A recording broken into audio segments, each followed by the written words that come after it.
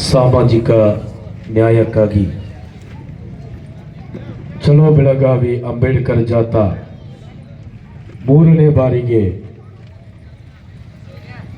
Social democratic party of India ನಡೆಸ್ತಾ ಇದೆ. ಇದರ ಭಾಗವಾಗಿ ನಾವಿಂದು ಕಿತ್ತೂರಿನಿಂದ ಚೆನ್ನಮ್ಮಳ ಮಣ್ಣಿನಿಂದ ನಮ್ಮ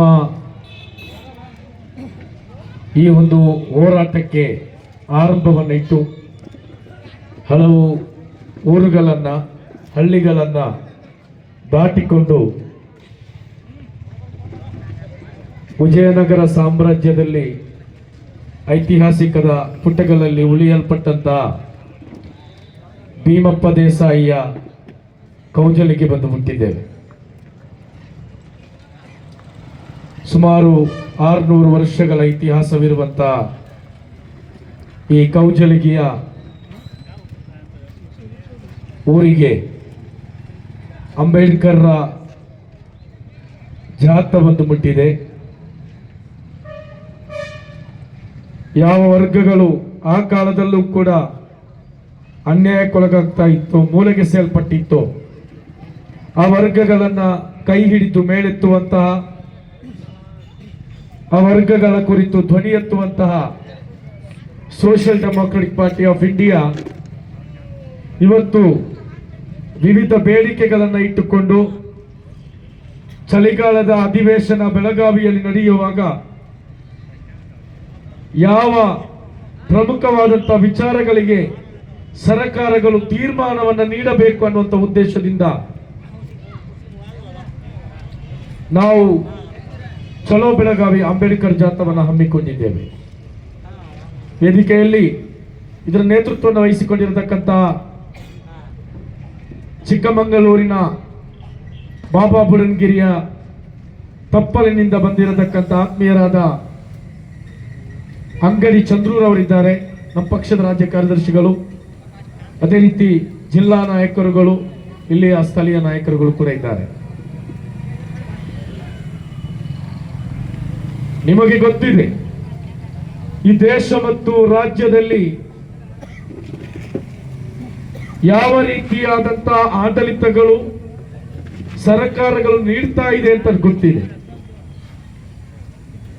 ಕೇಂದ್ರದಲ್ಲಿ ನಿರಂತರ ಅಸಂವಿಧಾನಿಕವಾಗಿ ಪ್ರಜಾಪ್ರಭುತ್ವಕ್ಕೆ ವಿರುದ್ಧವಾಗಿ, ದೇಶದ ಸೌಹಾರ್ದತೆ, ಭ್ರಾತೃತ್ವತೆ, ಭಾವೈಕ್ಯತೆಗೆ ವಿರುದ್ಧವಾಗಿ ಕಾಯ್ದೆಗಳನ್ನ, ಮಸೂದೆಗಳನ್ನ ಪಾರ್ಲಿಮೆಂಟಿನಲ್ಲಿ 10 ನಿಮಿಷವೂ ಚರ್ಚೆ ಮಾಡದೆ ಜಾರಿಗೆ ತರುವಂತ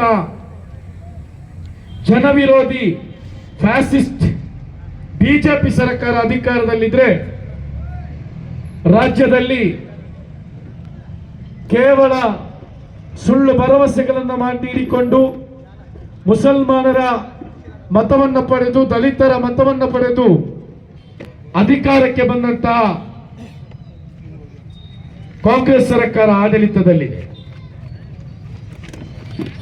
ಕಾಂಗ್ರೆಸ್ ಸರ್ಕಾರ ಮುಸಲ್ಮಾನರನ್ನ ನಿರಂತರವಾಗಿ ಸುಳ್ಳು ಭರವಸೆಗಳನ್ನು ನೀಡಿ ವಂಚನೆ ಮಾಡುತ್ತೆ.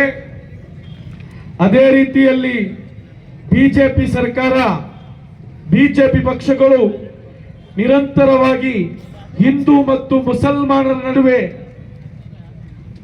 ತಾರತಮ್ಯವನ್ನ, ವಿಷವೈಷಮ್ಯಗಳನ್ನ ಬಿಟ್ಟಿಕೊಂಡು ಭಾವನಾತ್ಮಕವಾದಂತಹ ವಿಚಾರಗಳನ್ನ ಜನರ ಮಧ್ಯೆ ಮಾತಾಡಿಕೊಂಡು ಅಧಿಕಾರಕ್ಕೆ ಬರುತ್ತೆ.